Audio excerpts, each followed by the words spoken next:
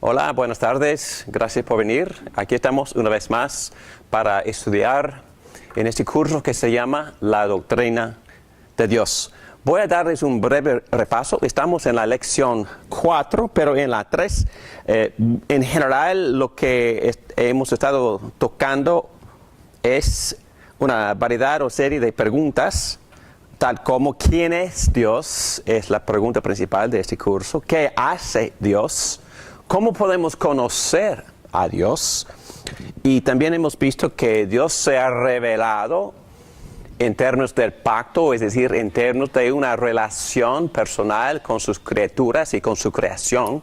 Y eso se llama pacto, donde Dios inició esta relación con lo que Él había creado.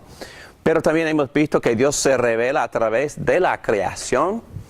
Y hemos visto que Dios se puede conocer en algunos de sus atributos por solo estudiar la creación.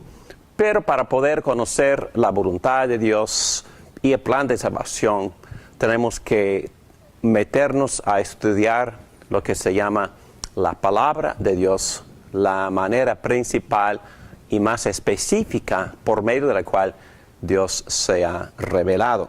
Muy bien, también hemos estudiado un poquito, un resumen de cómo la iglesia empezó a desarrollar estos conceptos. Estudiamos un poquito acerca de los primeros padres, acerca de Aristóteles y Platón y cómo la filosofía fue usada por los teólogos para ayudarles a poner los conceptos en una estructura y también basado en estos conceptos filosóficos. Y Tomás Aquino fue el hombre principal para hacer esto, desarrollando lo que se llama la religión natural.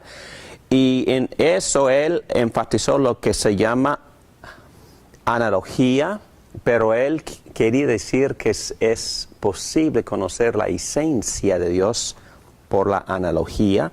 Y vamos a meternos mucho en cómo la iglesia respondió a ese concepto.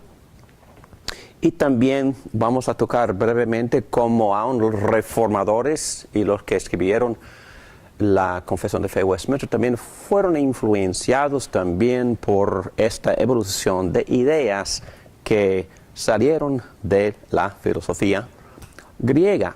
Y vamos a terminar en lo que nosotros consideramos un balance, un equilibrio entre cómo usar las dos maneras por medio de las cuales Dios se reveló, por la naturaleza o por la creación y por supuesto por la Biblia misma. Y esta clase esta noche será un poco técnica porque vamos a estudiar otra vez, vamos a dar un resumen acerca de la religión natural, donde ellos argumentaron basado en los argumentos clásicos. Algunos llamaban esos argumentos como pruebas de Dios, pero la frase clave será analogía ontológica. Es decir, estos hombres y Tomás Aquino pensaron de que pudiéramos conocer hasta la esencia de Dios por examinar las analogías en la creación. Y también vamos a tocar algunos de los resultados, quizás no intencionales, pero resultó en que Dios se identifica con la creación. Y eso también, si empujamos un poco más para abajo, resulta en panteísmo, y obviamente eso no fue la intención de ellos. Pero también vamos a examinar en esta clase lo que se llama neocalvinismo por los teólogos holandeses Bavinck y Van Til, y como ellos rechazaron casi por completo la religión natural, rechazaron la idea de analogía ontológica, rechazaron la idea de que pudiéramos conocer a Dios en términos de su esencia, pero también sin querer eso resultó en cierta desconfianza en la revelación bíblica, porque ellos dijeron que quizá ni la Biblia expresa claramente quién es Dios, porque hay un Dios verdadero, hay un ontos, hay una esencia de Dios detrás de esta revelación que se nos comunica por medio de la revelación bíblica. Y eso resultó, no fue la idea de ellos, pero más adelante algunos dichos liberales tomaron esas ideas y las convirtieron en lo que se llama nueva ortodoxia, diciendo que usar proposiciones es inútil porque no se puede describir a Dios con palabras. Y eso fue el resultado. Vamos a examinar todo eso y luego tocamos calvinismo, volviendo a una posición más moderada, más bíblica, más correcta, volviendo a una confianza en la revelación bíblica y también en lo que se llama la analogía moral, racional o funcional. Y eso es lo que vamos a tocar en esta clase. Pero primero vamos a orar, por favor.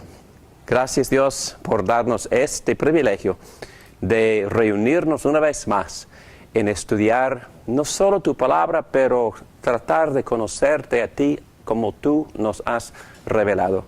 Ayúdame a mí a enseñar con claridad. Ayuda a los alumnos y a los que están estudiando en varias partes a captar estas ideas y ver la utilidad de esas ideas en comunicar la esencia o comunicar la naturaleza, mejor dicho, de la revelación divina por medio de su palabra. En el nombre de Cristo Jesús y para su gloria, hacemos este ejercicio. Amén. Amén. Ok. Pero aquí en nuestras conversaciones cotidianas y prácticas hemos visto que hablar de estas filosofías en verdad es muy práctica, ¿verdad? Porque la señora hizo la pregunta acerca de la esencia de una persona que tiene dos naturalezas. Entonces Cristo andaba en la tierra y como parte de su persona era la misma esencia de Dios, ¿verdad? Pero sí. En su esencia, Cristo es Dios, pero también es hombre, en la misma persona. Pero nosotros tampoco no podemos definir qué es un espíritu ni un ser divino, porque no tenemos, en verdad, no existe una analogía ontológica. Sí, somos hechos a la imagen y semejanza de Dios, pero eso tampoco implica identidad o implica que seamos de la misma sustancia divina. No, es que somos seres humanos y nuestro espíritu, bueno, tenemos parte de nuestro ser es espiritual, pero tampoco existe una analogía entre lo que somos y lo que Dios es, porque Dios es un ser distinto, trascendente, diferente, distante. Pero también estudiamos de que Él vino, se acercó, y eso se llama inmanencia, porque aquí está presente en espíritu. Dios tiene permiso, no tiene que darse permiso a sí mismo a entrar en lo que Él ha creado. Él tiene libertad de entrar y caminar en la tierra que Él mismo creó, ¿verdad? Y también tiene libertad de identificarse, de venir para conocernos y para revelarse y lo que hizo en Jesucristo.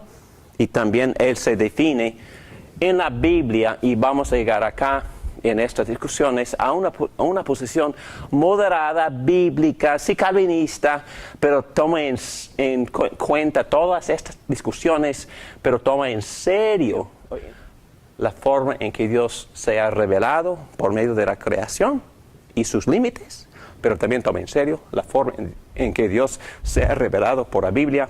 Y siempre en esa tradición han usado analogía moral, racional y funcional y no analogía ontológica. Un texto para empezar, creo que se encuentra en Efesios 4, versículo 29, que Pablo quiere que nosotros nos revistamos con el ropaje ¿De qué? De la naturaleza, bueno, hechos a la imagen y semejanza de Dios en justicia y santidad. Ok, ¿qué estás diciendo Pablo? Que la imagen de nosotros consiste en parte en una analogía moral. Entonces somos muy parecidos a Dios porque tenemos la imagen de Dios. Pero esta imagen, ¿qué implica? Implica santidad y justicia. Entonces Dios quiere que crezcamos en santidad y justicia. Que seamos así como Él en su naturaleza, en su carácter, pero no en su esencia. ¿Me explico? Porque Pedro mismo dijo que participamos en la divinidad, pero no lleguemos a ser divinos. Es una cosa ser unido a Cristo. Es otra cosa compartir o llegar a ser herontos de Cristo. ¿Entiendes? La esencia de Cristo. Nunca llego a ser Cristo. Es que mi sustancia, mi naturaleza nunca cambia. Mi sustancia nunca cambia. No me convierto en un ser humano a ser un Dios. No. Es que mi unión es una unión, digo, moral, racional, funcional, espiritual, pero no es decir que llegue a ser divino. Unirme con Cristo es tener una relación íntima con Cristo. Él mora en mí. Pero Cristo no llega a ser David, ni David llega a ser Cristo. No comparto su esencia y ni él, bueno, él ya tiene la mía, pero yo no tengo la suya, porque él es ser humano. Muy bien. Vamos a empezar la clase. En esta clase vamos a hablar de tres cosas principalmente. Vamos a hablar de la incomprensibilidad de Dios. Y rápidamente, antes de meterme en la clase, ¿qué significa esta palabra incomprensibilidad? ¿Eso quiere decir que no se puede conocer a Dios? O comprenderlo. Ok. Y luego vamos a tocar la pregunta, ¿podemos conocer la esencia de Dios? Y en esa pregunta vamos a examinar cómo la iglesia empezó y la reacción de los neocalvinistas.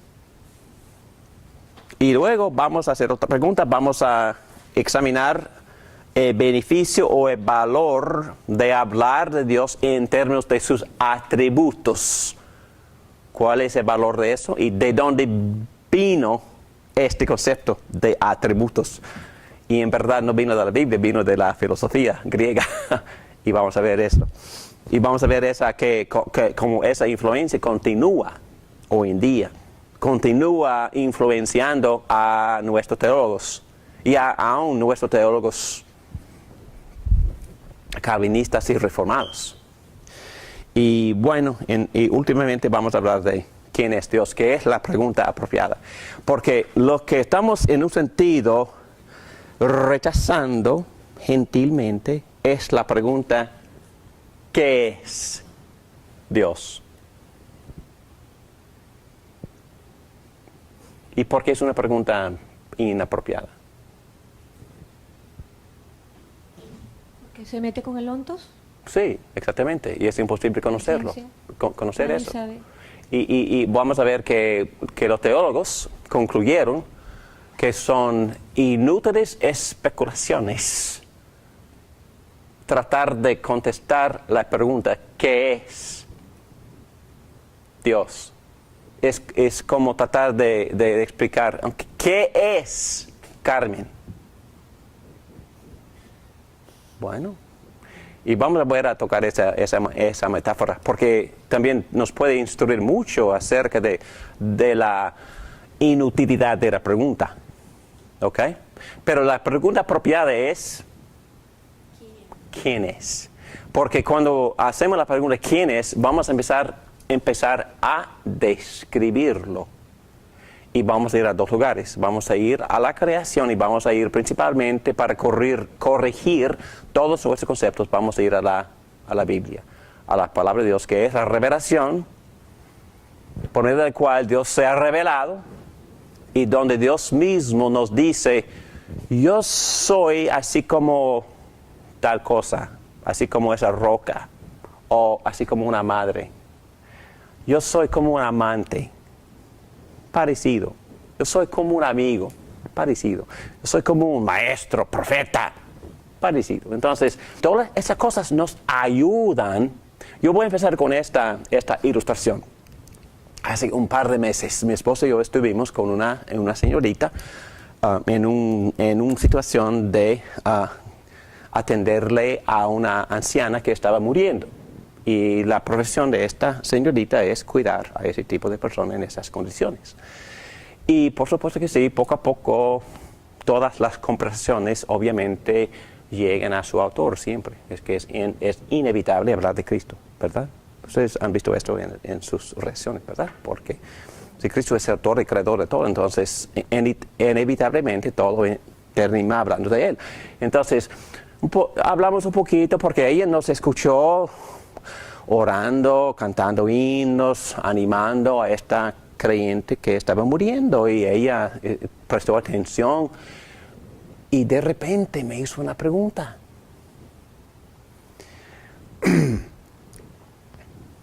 ¿Cuál es tu concepto de Dios? Directamente a mí. ¡Boom! Ok. Que soy teólogo, bueno, yo enseño clases de teoría, muy bueno. Entonces yo empecé a hablar de la definición que se encuentra en la Confesión de Fe. Bueno, Dios es espíritu y tiene varios atributos. Y pura vanidad, es que eso me hace fría, dijo. Entonces, y con razón, me hace frío también. Porque, ¿sabe qué? Estos preciosos teólogos, estos fantásticos teólogos que escribieron ese libreto, como 60 de ellos, también estructuraron sus conceptos en los argumentos clásicos, usaron también una estructura, una fraseología filosófica griega. Y hablaron de atributos, que también es una idea de ese teólogo que también usaba argumentos clásicos, Tomás Aquino. Y bueno, regresé a casa pensando, y empezó a pensar, ¿qué debía decirle a esa muchacha? Se me ocurrió que, escuchando su historia, su experiencia, ella se había ofendida y ella había rechazado la fe cristiana por la severidad de su iglesia, de su abuela, y de la forma en que todos los cristianos que ella sabía la condenaban a ella. Entonces, lo único que ella sabía de Dios fue severo, fue juez, fue estricto, y estaba enojado siempre. Ese fue su concepto. Entonces, esa muchacha, ¿qué necesitaba? Algo de su amor. Y me puse a pensar en todas las metáforas que la Biblia usa en forma de analogía moral, racional y funcional. Bíblicamente Dios es como, ayúdenme, Dios es como una...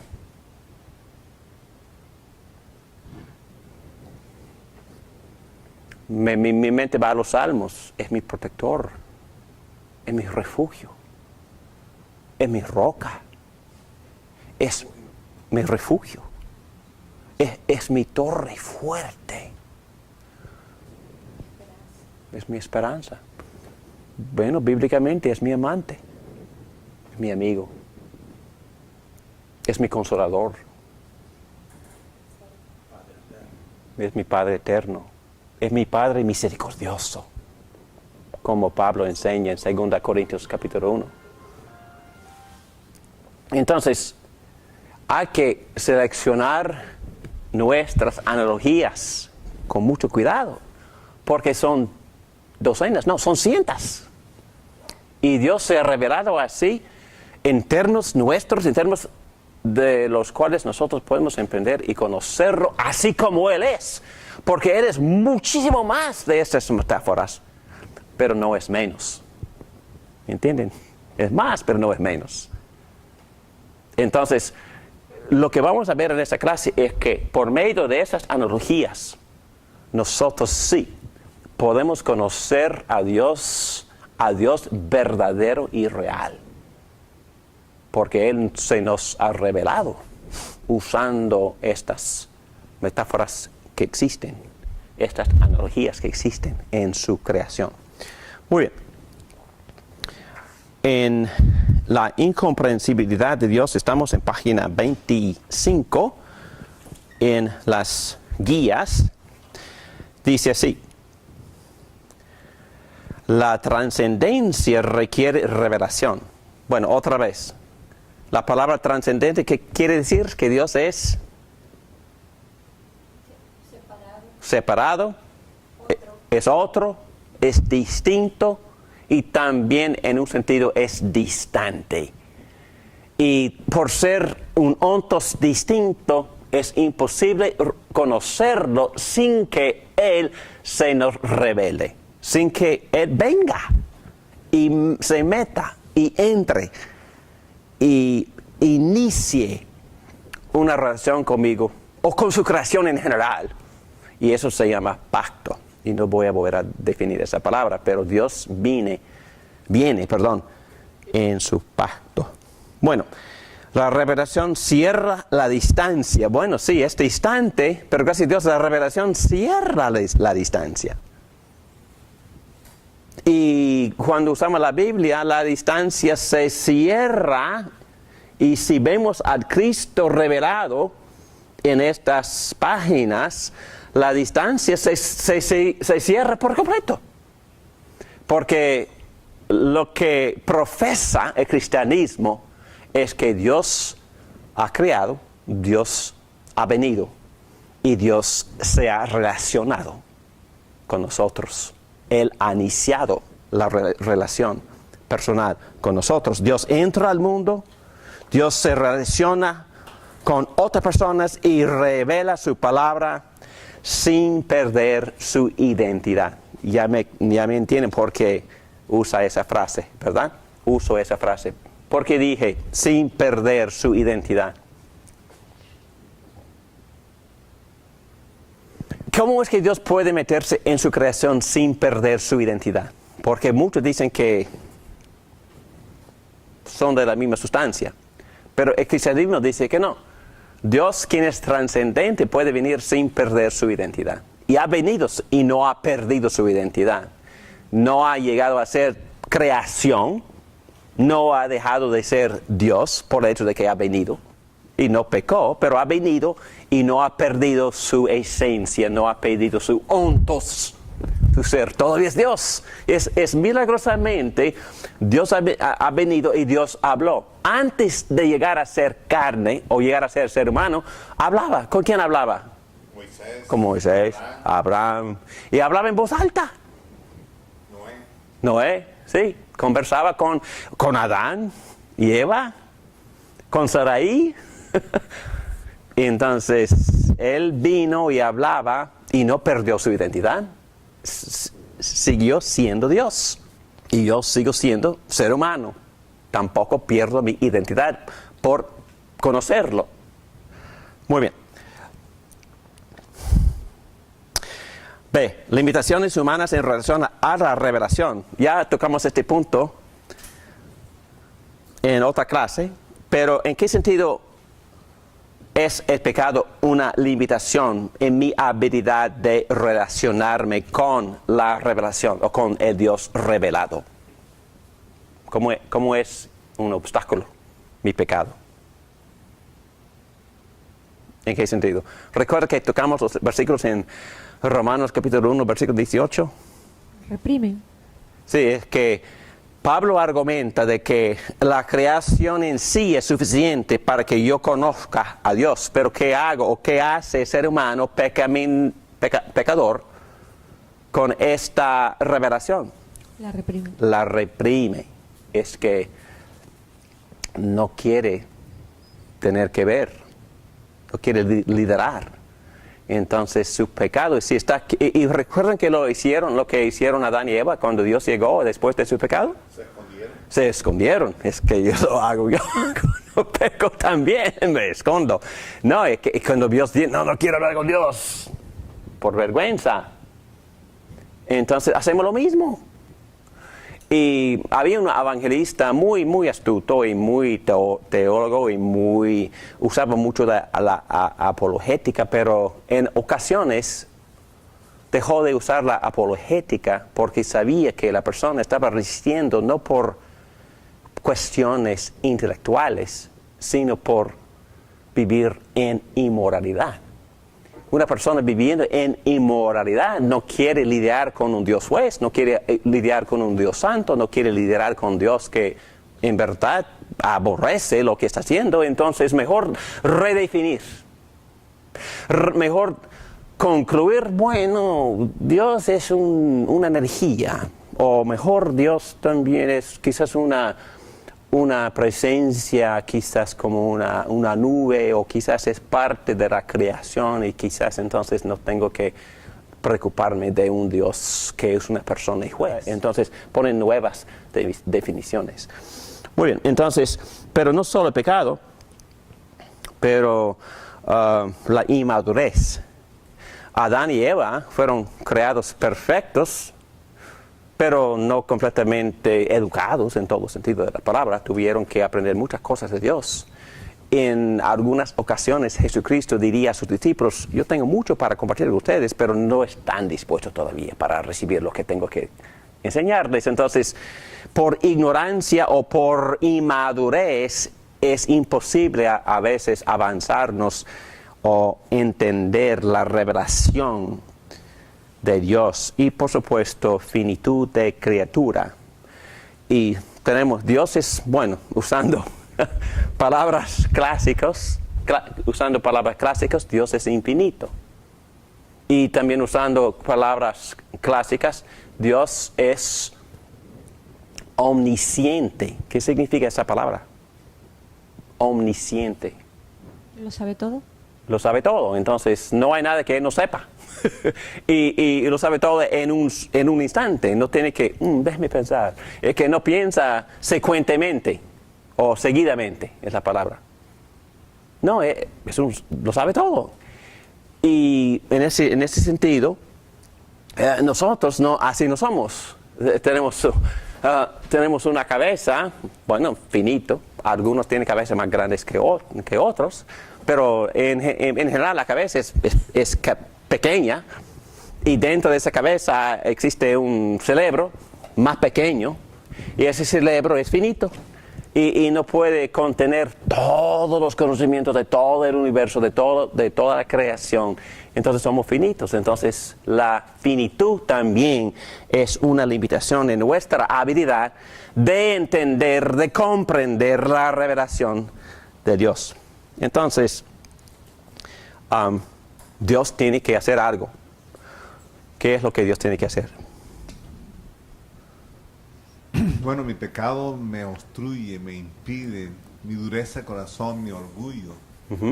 Pero Dios tiene que revelarse, abrirme el corazón, la mente, para que yo pueda entender, porque Él es tan grande, tan maravilloso, tan sublime. La única esperanza que tenemos es que Dios venga. Tiene que venir y tiene que revelarse. Tiene que decirnos, así soy yo. Y tiene que también entrar en una relación íntima y personal con nosotros para que lo podamos conocer. Él mismo lo hace. Él mismo lo inicia, lo hace, definitivamente, como lo hizo con Abraham. Abraham estaba muy contento adorando la luna, literalmente hablando, con un pueblo muy aislado de Dios, se llama Ur, de Caldeos. Y no sé por qué decidió Dios ir allá, pero fue allá. Y habló directamente con Abraham y le prometió un montón de cosas. Entre varias, en Génesis capítulo 12, versículo 7, le prometió una simiente, semilla, descendencia, por medio de la cual Él, Dios, iba a bendecir a todas las naciones del mundo. Y Pablo dijo, después de meditar en todo esto, dijo, ¿ustedes recuerdan esa simiente que fue prometida a Abraham? No dijo descendientes o descendencias en forma plural, sino dijo descendencia singular en Gálatas 3:16, que es Cristo. Entonces, y en otro evangelio de Juan, dice que Abraham vio mi día y se regocijó. Y en otro texto dice que el evangelio fue predicado a Abraham. Entonces, ¿qué? Pablo está diciendo que en un sentido Abraham entendió que Dios le estaba prometiendo algo mucho más grande y significativo que un hijo ser humano que se llama Isaac. Pablo dijo que no, lo que Dios le había prometido 2000 años antes de la llegada de Cristo aquí en el mundo, Dios le estaba prometiendo al mundo por medio de Abraham enviarle a Cristo. Le prometió a Cristo. Y Cristo vino. Y Cristo cumplió todo lo que Dios le había prometido a Abraham. Y todavía está en ese proceso de cumplir todo lo que Dios le había prometido a Abraham. ¿Qué es mi punto? Mi punto es que Dios tuvo que revelarse. Dios tuvo que iniciar la revelación. Y Dios tuvo que tocar a Abraham, hablar con Abraham, mandarle, decirle qué hacer. Y Abraham solo tuvo que ¿qué? Creer a Dios, creer lo que Dios había dicho y creer la promesa. Y por su fe, Abraham fue considerada justo. Entonces, salvo. Entonces, solo por creer que Dios iba a enviar a Cristo para bendecir a todo el mundo, quedó salvo, justificado. Interesante, ¿no? Mi punto principal en compartir todo esto es que Dios tiene que revelarse. Y en general Dios se está revelando, aun para la persona no creyente, Dios se está revelando a través de la creación hasta que la persona queda sin excusa. Porque es suficiente estos conocimientos que Él mismo está reprimiendo en su pecado y en su injusticia. Pero mi punto es que Dios, por amor, por pura gracia, por amarnos tanto y por tener tanta misericordia en nosotros, aun sabiendo que somos pecadores y rebeldes, que en verdad no queremos nada de Él, viene y ama y toca y se revela y se sacrifica y también nos atrae por su amor y por su espíritu a creer en su Hijo Jesucristo para poder recibir justificación, salvación, perdón, al Espíritu Santo, vida eterna y todos los beneficios y bendiciones que recibimos viviendo para Él aquí en la tierra. Muy bien. Todavía estamos en la página 25. La C. Nuestro conocimiento de Dios siempre es un conocimiento de criaturas y de pacto. Y ya dije eso. Dios es infinito, incomprensible. Y nunca sabremos lo que sabe Él, ni precisamente cómo Él lo sabe. Eso es lo que significa la palabra incomprensible. No es decir que no podamos saber nada, no. Es decir, no podemos nunca saber así como Dios sabe. Porque saber como Dios sabe y la forma en que Él sabe implicaría que hemos llegado a donde nunca vamos a llegar. Ni viviendo perfectos, ni estando en el cielo para siempre. Siempre Dios será Dios, infinito, incomprensible. Pero no es decir que no lo podamos conocer. Muy bien. Grande es el Señor, dijo el salmista, y digno de toda alabanza. Su grandeza es insondable. La grandeza de Dios es tan allá de nuestra experiencia que nunca se puede conocer completamente por el hombre. En Salmo 147, versículo 5 dice, leemos, excelso es nuestro Señor y grande su poder. Su entendimiento es infinito.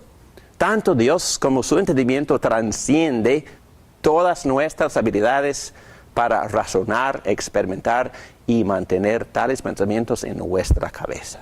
Justo en ese punto concluyó David en Salmo 139, versículo 6.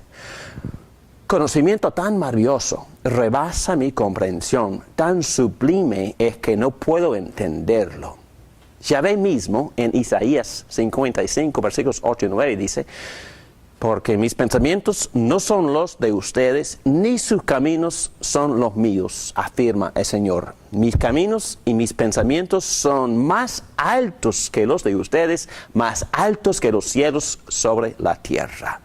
En Romanos 11, versículo 33, el apóstol Pablo dice, qué profundas son las riquezas de la sabiduría, del conocimiento de Dios. Qué indescifrables sus juicios e impenetrables sus caminos. El testimonio de todas las escrituras es que Dios, sus pensamientos y sus caminos van mucho más allá de nuestra realidad y habilidad como criaturas. Y en otras palabras, solo podemos conocer lo que se nos revela a nosotros. ¿Ok? Dijo eso nuestro profesor Michael Williams. Muy bien, vamos a seguir. La siguiente pregunta.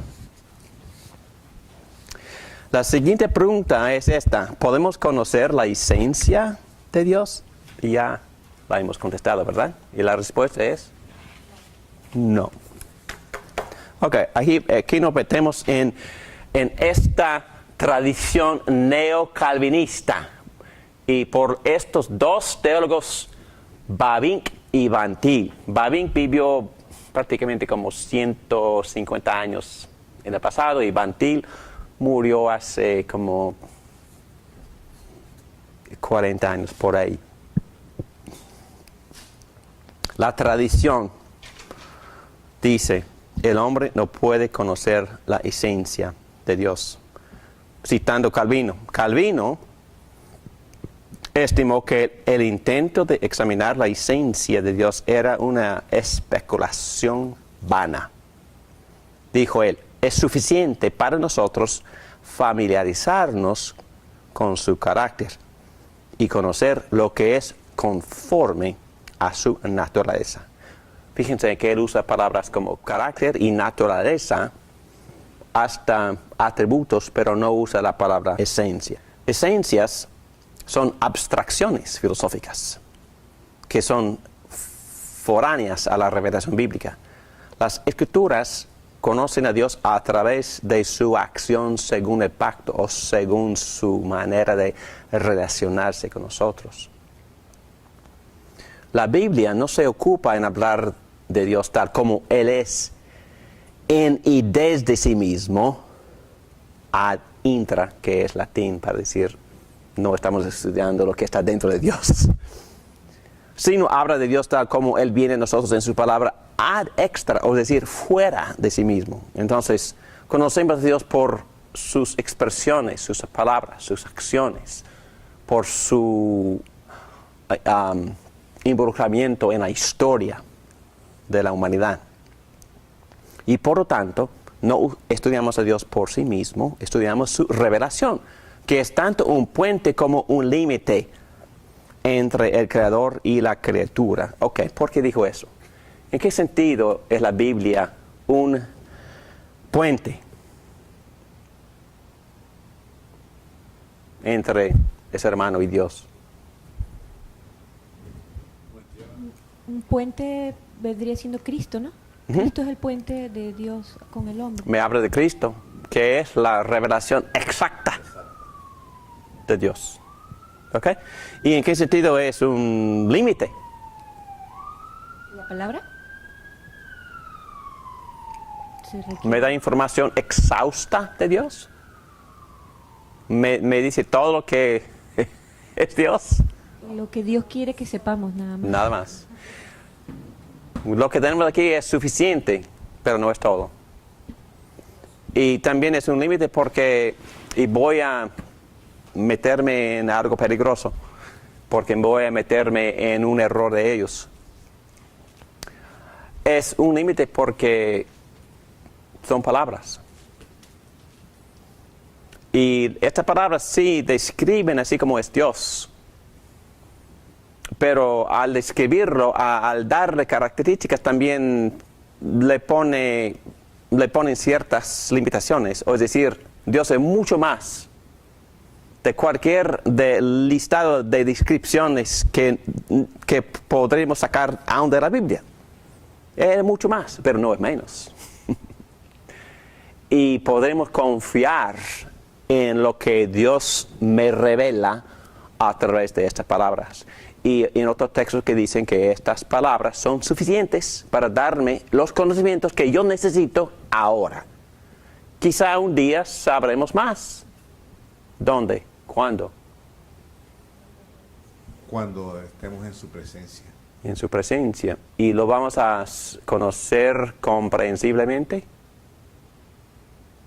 No, pero, Cuidado. No, pero vamos a ver más. Vamos a conocerlo mejor, Porque pero ahora no ahora vemos oscura, pero entonces veremos cara a cara a cara. Lo vamos a conocer Y mucho, ahora mucho mejor. Él dice que los secretos de Él le pertenecen a Él. Solo lo que Él nos ha escrito, nos ha revelado. Es suficiente para Correcto, nosotros. es suficiente para ahora. Y sería un error buscar más información, porque lo que tenemos es suficiente. Y no voy a defender esa palabra, pero la defendí por 2 horas. ¿En qué curso? No, presentamos un curso completo de la teología o de la doctrina de la palabra de Dios. Palabra de Dios. Y una de las características, bíblicamente, la Biblia misma enseña que la Biblia es suficiente para ahora. ¿Suficiente para qué? Para que yo conozca a mi Dios y para que yo obedezca a mi Dios, para que yo haga las buenas obras que mi Dios quiere que haga. Es suficiente la Biblia para instruirme en todo eso, por ahora. Además, yo no podía comprender todo lo que Él sabe y todo. Como le dijo Jesús, ustedes no van a comprender esto ahora. No, es que no hemos tocado ni una fracción de lo que la Biblia nos enseña acerca de Dios y acerca de cómo obedecerlo haciendo las obras que Él quiere que hagamos ahora. Excelente, muy bien. Muy bien, entonces vamos a seguir. Estamos en punto B, en página 26, elementos positivos de la tradición neocalvinistas. 1. Es apropiado contrario a la especulación. Estaban resistiendo la noción de los teólogos que usaron argumentos clásicos, pero que estaban haciendo especulaciones acerca del ontos. Y dice Michael Williams que esta tradición neocalvinista es positiva en el sentido de que va en contra de esas especulaciones, porque no podemos conocer la esencia y los atributos que salen de esos argumentos son abstracciones y no hablan de la persona que Dios es. Perdón, el prefijo neo, ¿qué significa? New, nuevo. Oh. Neo es, creo que es latín, y también se usa, buena pregunta porque voy a usar neo con la palabra ortodoxo. Ortodoxia también es otra palabra con la cual se usa neo, o nueva ortodoxia es quizás otra regla de doctrina correcta, verdadera, pero es otra forma de pensar. Por eso se llama neo-ortodoxia, neo-ortodoxia. Entonces, en este caso, calvinismo y neocalvinismo, ¿quién fue primero? ¿El calvinismo? Calvino, Y después Calvino vino el vino neo. primero. Eso no es cronológico. Esto es, estos teólogos, empezando hace como 150 años, y protestaron el uso de tanta filosofía, de tanta abstracción, rehusó especulaciones acerca de el ontos o la esencia de Dios. Y correctamente hablando, y ahora académicamente hablando, estamos examinando su posición, empezando con lo positivo, y voy a seguir con lo negativo. porque no dijeron todo bien correcto. ¿Ok? Pero el neocalvinismo y calvinismo, ¿cuál es la diferencia? Ok, el calvinismo en general es una forma de pensar teológicamente basada en la Biblia, que fue una madurez del pensar de los reformadores. Reformador es un hombre que protestaba históricamente los abusos y las herejías de la Iglesia Católica Romana.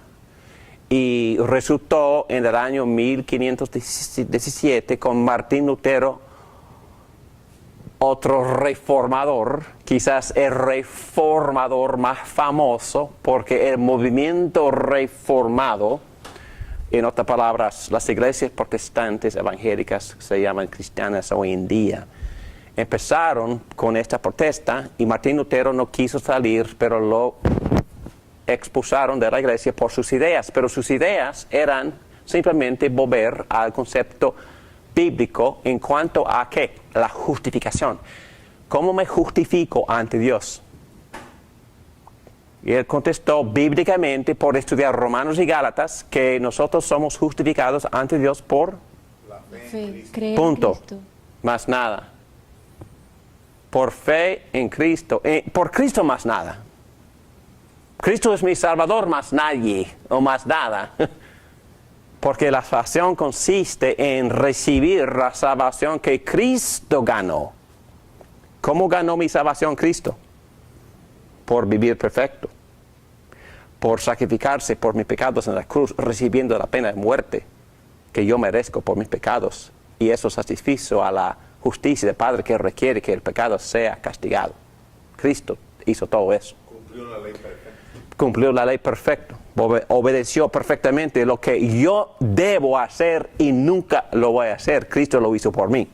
Cristo resucitó para darme victoria sobre la muerte y para darme vida eterna. Entró a la diestra del Padre para llevarme allá y para representarme eternamente, y por eso no tengo preocupaciones ningunas. En otras palabras, históricamente, bíblicamente, reformadamente, la salvación es por gracia y ganado por Cristo, más nadie, más nada. Y por aceptarlo por fe, más nada. Entonces, Calvino, después de como 150 años, tomó las enseñanzas bíblicas iniciadas por Martín Lutero y las refinó. Y escribió 2 libros que se llaman los Institutos de la Religión Cristiana, tomo 1, tomo 2, donde él da resumen, y fue prácticamente un libro de teología sistemática, un resumen de las enseñanzas bíblicas. Y cuando digo calvinismo, estoy hablando de la expresión prácticamente más madura de los reformadores. ¿Okay? Cuando digo eso, estoy diciendo que calvinismo fue la expresión más madura, más completa, más bíblica de las enseñanzas bíblicas. Okay, y luego, como estoy dando de promedios de fechas, pero como 150 años más tarde, 50 teólogos se reunieron por 10 años para escribir este libreto, para dar un resumen de las enseñanzas bíblicas, y normalmente llamamos esas enseñanzas reformadas. A veces las llamamos calvinistas. ¿Ya entienden? Ok. Calvinista, bueno, para mí, porque tengo algunos prejuicios, obviamente. Para mí calvinismo es decir bíblico. Y no adoramos ni elevamos a Calvino más alto que los apóstoles. Pero lo que estamos diciendo es que Dios ha tocado y ha dotado a ciertos hombres con los dones de dar resúmenes muy, muy claras y bíblicas de las enseñanzas que se encuentran aquí en este libro. Y entonces, neocalvinismo toma los puntos de vista de Calvino en cuanto a estas preguntas de revelación, de cómo Dios se revela, de si es posible conocer la erontos de Dios o no. Entonces están tratando de corregir quizás los extremos o los abusos de los muy buenos teólogos que usaron la filosofía griega para estructurar su teología y usaron muchos conceptos filosóficos en sus expresiones de teología. Y Calvino, vamos a ver, corrigió eso. Pero los neocalvinistas holandeses fueron más allá. ¿Ok? Y ahora vamos a ver lo que ellos resistieron y refutaron. Número 2. Trata de enfatizar la realidad del pacto en todo conocimiento. Entonces, en vez de depender tanto en los argumentos filosóficos o depender tanto en la teología natural, ellos dijeron que no, es que conocemos a Dios a través del pacto y conocemos el pacto o la forma en que Dios se relaciona con nosotros. Sabemos todo eso por medio de la Biblia. Entonces, fuera con la filosofía, es lo que están diciendo. Fuera con los argumentos clásicos. Es que no queremos nada que ver con eso.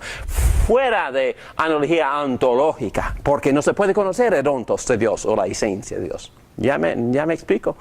Ok, muy bien. Neocalvinismo está rechazando. Su reacción es justificada, pero quizás al extremo. Están rechazando demasiado. Están también echando a la basura cosas que deben de conservar. Pero vamos a ver, voy para allá, ¿ok? Pero vamos a hablar de lo positivo. Ellos rechazaron la noción medieval de una analogía entis o de ontos, que se puede conocer a Dios ontológicamente. Número 4, trata de respetar el carácter mediado del conocimiento humano. ¿Qué es eso? Carácter mediado. ¿En qué sentido es el conocimiento de Dios un conocimiento mediado? ¿Cuál es el medio? Por el medio del cual conocemos a Dios. Jesucristo y la Biblia. Entonces estamos poniendo puntos positivos. Positivamente ellos enfatizaron la Biblia como medio. La revelación es mediada, bíblicamente mediada. Muy bien.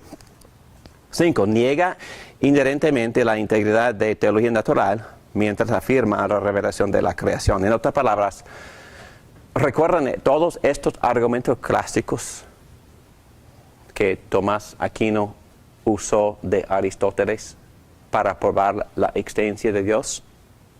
¿Recuerdan la clase anterior? ¿Sí? Que Dios es la causa no causada. Dios es el movedor no movido. Dios es en su inteligencia, en su telios, es el diseñador. ¿Recuerdan esos argumentos? Ok, al basurero. En cuanto a neocalvinistas. ¿Por qué? Están diciendo que en verdad no llegamos al Dios bíblico por usar esos argumentos. Otra vez estamos sumamente metidos en el lodo de la filosofía. Todavía estamos hablando de Dios en términos muy abstractos. Por favor, al basurero de todo eso. Nuevos calvinistas. ¿Ok? Están tratando de hacer un punto buenísimo, un énfasis correcto, pero a veces, y nosotros también tenemos que tener cuidado de no hacer esto, a ir al extremo, de tirar lo bueno con lo malo. Ok. Muy bien, vamos a seguir. El peligro. La tradición se puede interpretar como una negación de la posibilidad de conocer a Dios. Porque no solo rechazaron estos argumentos, tenían una enseñanza que decía que nosotros sabemos que Dios se ha revelado a través de la Biblia, pero sabemos que Dios en su esencia verdaderamente es distinto a esta analogía bíblica. Y entonces, sin querer, estaban sugiriendo una desconfianza. No fue su idea, no fue su punto, no fue su meta, ni su propósito, pero resultó en una cierta clase de desconfianza en la Biblia. Y muy bien, vamos a ver. Y por eso la tradición se puede interpretar como una negación de la posibilidad de conocer a Dios, y se le ha acusado de agnosticismo. ¿Me entienden? Entonces, si estamos rechazando todo esto, también estamos diciendo que quizá no se puede conocer a Dios. Entonces, no por completo, pero se puede resultar en cierto agnosticismo. Y saben lo que es agnosticismo, ¿verdad? Sí, quizás no. En contra, gnosis, conocimiento, en contra de conocimiento, en contra de conocer. Y están diciendo, en verdad, Quizás sí, quizás no me interesa. bueno, probablemente ni es posible conocer a Dios. Agnosis, contra conocimiento. No creo que sea posible conocer a Dios. Entonces, si estamos poniendo en duda argumentos y estamos poniendo en duda la claridad de la revelación de la Biblia, entonces estamos llegando, no completamente, pero a una clase de agnosticismo. El agnóstico se hace la pregunta de conocimiento de Dios o de la existencia de Dios. Dices que no se sabe. De la existencia, o sea, ellos quizás sí exista o quizás no exista. No se sabe. Exacto, eso es lo que ellos dicen. Sí. O sea, Pero pone en duda la posibilidad de saber o conocer a Dios. Pone en duda a conocimiento o contra conocimiento. contra el conocimiento. ¿Ok? Entonces, no es ateo, dice que, ¿quién sabe? Quizás no se sabe, quizás no es posible saber. Agnosticismo. Ok, Calvino mismo, mientras respondía a los peligros del racionalismo, que elevó la razón sobre las escrituras, entonces fue un énfasis positivo. Estaban protestando la tendencia de elevar el racionalismo encima de las escrituras. Ok, está bien. Que no negó la posibilidad de conocer algo de la naturaleza de Dios. Calvino, en otras palabras, están diciendo, no, es que se puede conocer la naturaleza y el carácter y los actos y la persona de Dios, pero no su esencia. Aquí dice, aunque, y estoy citando también en este caso otro teólogo, Luis Berkhoff. Calvino mismo, mientras, y es un teólogo famoso para muchos de nuestros alumnos en otras partes. Y nos están pidiendo que Pedro les lleve libros de Berkhoff, ¿verdad? Muy bien, que lo hagas. Aunque Calvino siente que Dios no puede ser conocido a la perfección, ¿okay? No niega que podemos conocer algo de su ser o naturaleza. Pero este conocimiento no puede obtenerse por método a priori. Esa palabra en latín quiere decir teoría basada bueno, es conocimiento basado en teoría deductiva. Entonces, información a priori o antes de estudiar el asunto, sino solamente por el modo a posteriori, es decir, hechos después de estudiar, mediante los atributos a los cuales Calvino reconoce como positivas confirmaciones de la naturaleza de Dios. Ellos nos proporcionan al menos algún conocimiento de lo que es Dios, pero muy especialmente de lo que es en relación con nosotros. Berkhoff en Calvino. Y 3, no podemos comprender a Dios, no podemos conocerlo en forma absoluta y exhaustiva, pero indudablemente podemos tener un conocimiento relativo o parcial de ser divino. Es perfectamente cierto que este conocimiento de Dios es posible solamente porque Él se ha colocado en ciertas relaciones con sus criaturas morales. se ha revelado a ellos, y aunque este conocimiento está humanamente condicionado, es no obstante conocimiento real y verdadero.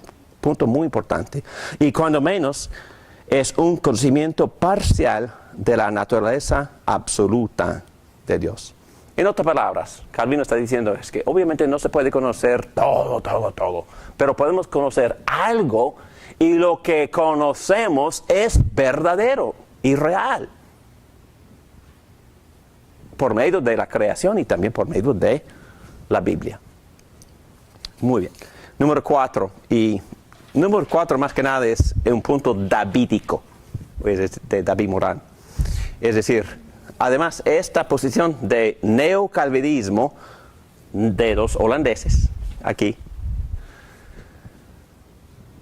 pone en peligro el uso legítimo, bíblico, de la revelación natural. Entonces, ¿qué quiere decir? Salmo 19. ¿Qué dice? Que la naturaleza o los cielos cuentan quién es Dios. La gloria. La gloria de Dios. Y gritan. Grita, exactamente, quién es Dios. Y constantemente no dejan de hablar. Ok, entonces es verídico usar ese tipo de revelación cuando estamos hablando con la gente que no tiene ningún concepto de nuestro cristianismo. ¿Es legítimo? Claro que sí. Bueno, Pablo lo hizo. El salmista lo hizo. Y yo trato de hacerlo. No tenemos que ser filósofos para mirar la creación y llegar a ciertas conclusiones y animarles a nuestros amigos no creyentes a considerar la creación como evidencia de que Dios es todopoderoso, quizás es inteligente y bondadoso. No es no es antibíblico usar tampoco el argumento moral que dice que si yo tengo concepto del mal, obviamente tengo un concepto del bien, y de dónde vienen estos conceptos. Entonces, lógicamente, existe un dador de ley moral al cual los dos apelamos cuando existen injusticias. Es que estos argumentos no son infalibles, es que no son pruebas, pero son muy útiles y lógicas y son muy buenos apoyos de nuestra cosmovisión. Mi cosmovisión dice que Dios existe, ha existido eternamente, ha creado y ha entrado en su creación y habla constantemente. Son mis presuposiciones. Y el peligro de este tipo de pensar es que ni permite una discusión de la posibilidad de que existe o no existe. Dicen que ese argumento es hacerse autónomo. Y llamé a otro teólogo, profesor de una universidad aquí en el condado Broward. Y nos pusimos de acuerdo que somos los dos presuposicionistas. ¿Qué es eso? Nos presuponemos cosas antes de la conversación. Ustedes ya son las que son mías, ¿verdad? ¿Cuáles son mis presuposiciones? Que Dios existe. ¿Existe? Y Dios habla. Y Dios habla. Ok. Entonces, ahí empiezo.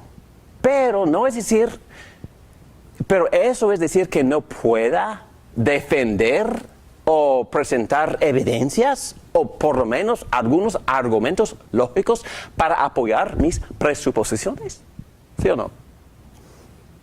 La respuesta es que sí. Y mi amigo, otro teólogo, dijo que es que mi queja con los neocalvinistas o con los presuposicionalistas que determinan no usar ningún tipo de argumento, es que mi problema con ellos es que no usan ningún tipo de apologética nunca. Y estoy de acuerdo con él. es que yo puedo presuponer cosas, pero si no defiendo esas cosas, eso es un poco anti-intelectual, o no es necesario esa posición. Y por eso yo puse, no voy a leerlo, esta anécdota de una conversación real, verídica, con una persona que estaba tratando de ganar a Cristo, y esta conversación ocurrió antes de que esa persona creyó en Cristo. Y era una cosa que dijo la persona, voy a leer en medio. En todo caso, creo que el cristianismo tiene un gran problema de relaciones públicas, dijo la persona. Estoy totalmente de acuerdo con lo que dijo yo acerca de tener algo sensato y defendible, y en lo posible secular, es decir, usar argumentos seculares para decir, pienso que la prueba de la existencia de Dios se puede reducir totalmente a un argumento secular. Eso es, ella dijo, eso es tan poderoso porque no se espera. ¿Qué es lo que no se espera? Que el cristiano sea inteligente, que tenga cierta lógica y que sepa argumentar, que sepa usar argumentos seculares. Dice que eso es efectivo porque no se espera. Eso es lo que me llamó la atención desde el primer día en esta iglesia. Que no solo el pastor hablaba así, pero algunas personas bien preparadas estaban hablando así. Lógicamente, usando buenos argumentos, defendía bien sus presuposiciones. Exacto. Y ella quedó bien impresionada porque por primera vez en su vida escuchaba algo coherente acerca de la fe cristiana. De personas astutamente preparadas, educadas en la Biblia, pero no usaban al principio la Biblia. Ok, muy bien. Y poco a poco, lo que yo trato de hacer en este tipo de conversación con la persona secular, la persona no creyente, trata de hablar de algunas formas de esos argumentos, sabiendo que no voy a convencerle a la persona. Pero lo que dijo esta señora fue, esas conversaciones me mantuvieron en la mesa. Usando otra metáfora. Pero en verdad dijo en el ball game. En el juego de béisbol. Es que me mantuvieron en el juego. y no fue a casa. Es todo lo que yo espero. Yo espero que la persona considere que mi cosmovisión tiene una defensa verídica, lógica, razonable, nada más. Y esa persona puede estar en desacuerdo con mi cosmovisión, o puede tumbar mis argumentos, pero no me importa. Yo tengo mi posición y este es mi apoyo, ¿ok? Pero tan pronto que sea posible, yo meto otra revelación más efectiva. ¿Cuál es? Tan pronto como yo puedo, abro la Biblia. Y hay muchos testigos aquí en esta clase que ni la leo. Cuando la persona me hace una pregunta, Dios sí, Dios ha hablado de eso, Dios habla mucho. Busca Isaías 50, no. Y ellos mismos leen, Dios dice esto, sí. Dios está diciendo, Dios está contestando su pregunta. Y Dios es sumamente más inteligente, sabe más. Y también tiene la ventaja de convencerle por la persuasión de su espíritu a la persona. Mientras que la persona tiene que lidiar con la Biblia.